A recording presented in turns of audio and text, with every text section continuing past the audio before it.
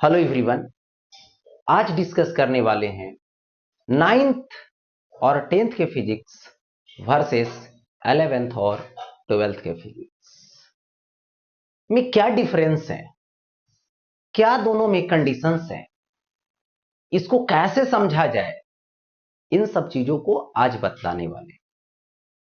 तो ये बातें उन विद्यार्थियों के लिए है जो इस वर्ष 10th पास हुए हैं और 11th क्लास में प्रवेश लिए। तो सबसे पहले 10th पास होने पर उन विद्यार्थियों को हार्दिक बधाई देते हैं और 11th क्लास में प्रवेश करने पर उनके आगे की पढ़ाई के उज्जवल भविष्य की शुभकामनाएं देते हैं। तो चलिए आज इस टॉपिक पे बात करेंगे कि 9th और 10th का फिजिक्स वर्सेस 11th और 12th का फिजिक्स। तो सबसे पहले 9th की जो फिजिक्स है उसमें जो टॉपिक्स पढ़नी है वो आपको 11th में देखने को मिलेगा।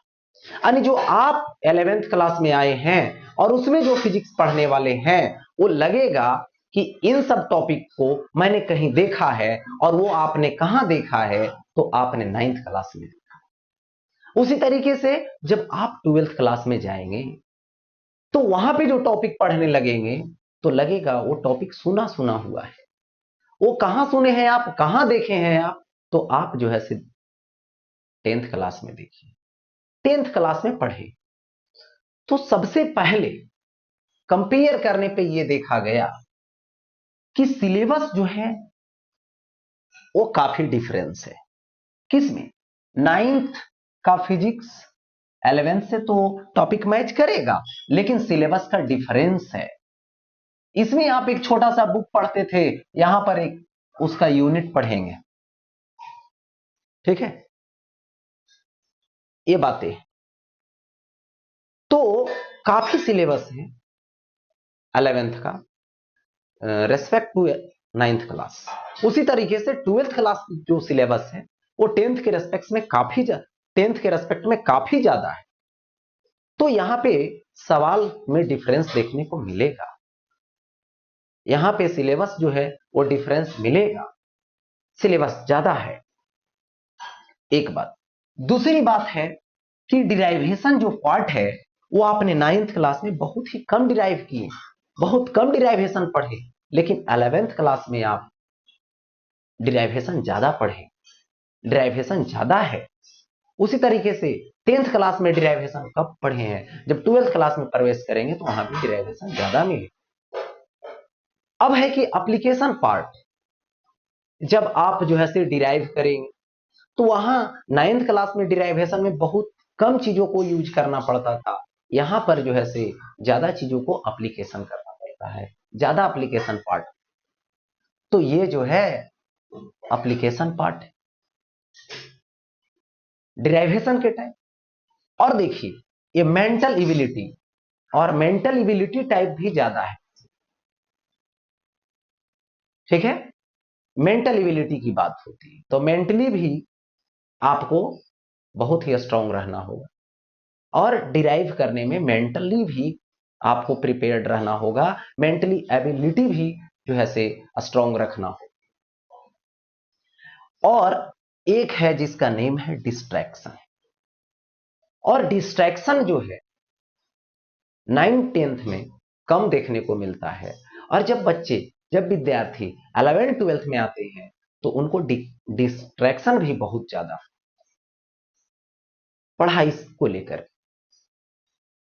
तो यहां पे डिस्ट्रैक्शन जो है बहुत महत्वपूर्ण रखता है। जैसे मैं बात करूं एक छोटी सी बात, डिस्ट्रैक्शन की बहुत सारे कंडीशंस हैं, बहुत सारे रोल है, बहुत सारे टाइप से आपके पास आएगा, जिसमें से एक छोटा सा टाइप बता रहा हूं जो है बैकलॉग। सपोज कीजिए कि आप जो है कोई टॉपिक स्टार्ट हुआ और उस दिन फर्स्ट डे दिन आपने क्लास अब्सेंट कर दिया, तो उस दिन की पढ़ाई आपकी गोल हो चुकी। जब आप सेकेंड डे जाएंगे तो जो फर्स्ट टाइम यानी फर्स्ट डे क्लास हुई, ठीक है, वो तो आप जान नहीं है। सेकेंड डे जब जाइएगा तो क्लास होने लगेगी, टॉपिक चलने लगेगा, नहीं समझ में आने लगेगा तो आपका माइंड काम करने लगेगा कि मैंने फर्स्ट डे क्लास नहीं किया, इस दिन, इसलिए इस दिन आज समझ में नहीं आ रहा है, ठीक है, क्योंकि वो टॉपिक नहीं जान रहे हैं इसलिए। तो माइंड में बातें चलने लगेगी और फिर आपका माइंड डिस्ट्रैक्ट होने लगेगा, फिर लगेगा फिर अगले दिन, अगले जो है से टॉपिक स्टार्ट होगी, नया चैप्टर स्टार्ट होगा, तब से मैं अच्छा से पढ़ लो, एक चैप्टर गोल, आपका डिस्ट्रैक्शन होगा, ये हो गया। तो ये है आपकी डिस्ट्रैक्शन ऑन बैकलॉग, इससे बचना हो। चलिए ये चीजें हैं, लेकिन अब है कि कैसे करें, क्योंकि आदमी से बड़ा कोई चीज तो है नहीं, ठीक है, क्योंकि यदि प्लानिंग वे में करते हैं, रोड मैप बनाकर करते हैं, तो कितना ही हार्ड रहेगा वो आसान बन जाए। तो इसको इजी कैसे करें, इसको इजी मेथड में कैसे करें, उसका क्या रोड मैप है, तो आपके सामने है ये सब चीजें। फर्स्ट है कि आप रेगुलर क्लास करें, रेगुलर क्लास करिएगा तो आपको बैकलॉग नहीं आएगा। जो डिस्ट्रैक्शन की छोटी सी पार्ट है, वो छोटी सी पार्ट आपके सामने नहीं है, तो आपको रेगुलर क्लास करनी।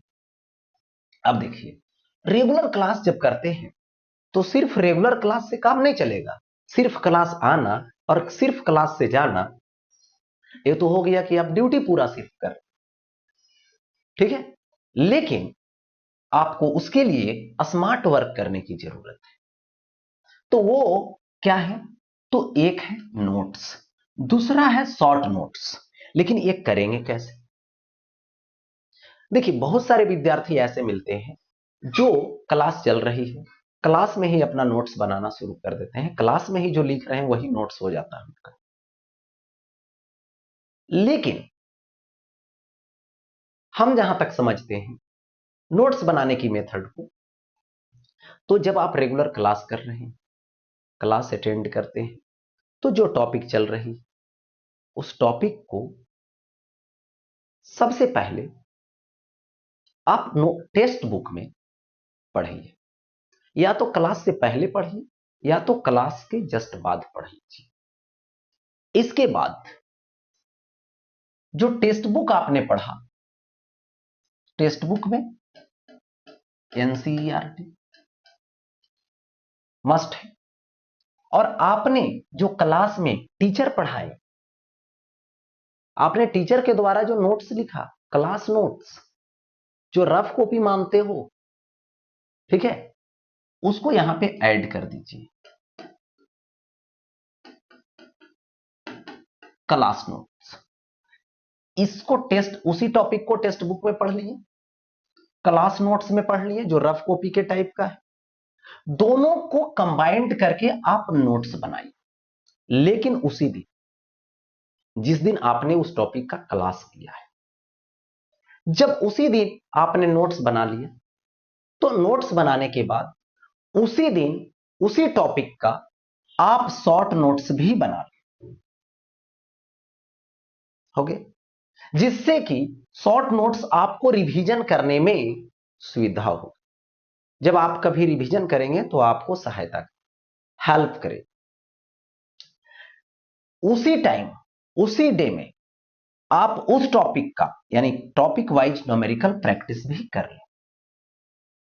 ये नहीं कि पूरा चैप्टर समाप्त हो जाएगा तब न्यूमेरिकल प्रैक्टिस करेंगे, तब नोट्स बनाएंगे, तब शॉर्ट नोट्स लिखेंगे, ऐसा नहीं कर, क्योंकि आपको जोर लगाना है, ठीक है। आप जितने अच्छे तरीके से प्लानिंग वे में ऐसे करते हैं, उतना ही आपको हेल्प मिलेगा समझने में फिजिक्स को, क्योंकि सिलेबस का डिफरेंस है ना, एप्लीकेशन पार्ट ज्यादा है, तो ये सब मैटर नहीं करेगा यदि आप करेंगे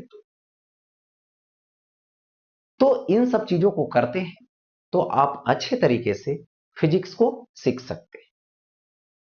दैट मीन्स सॉल्व। फिर मिलते हैं नेक्स्ट वीडियो।